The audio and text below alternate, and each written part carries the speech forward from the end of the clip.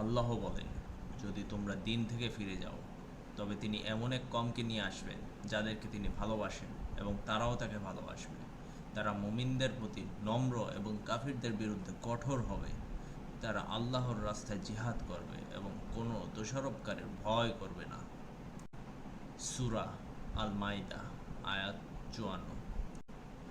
এই আয়াতে আল্লাহ আমাদের স্পষ্ট বার্তা দিয়েছেন, ইসলামের দায়িত্ব কেউ এড়িয়ে গেলে আল্লাহ নতুন এক দল আনবেন যারা আল্লাহ ভীরু, সাহসী ও ন্যায়নিষ্ঠ হবে।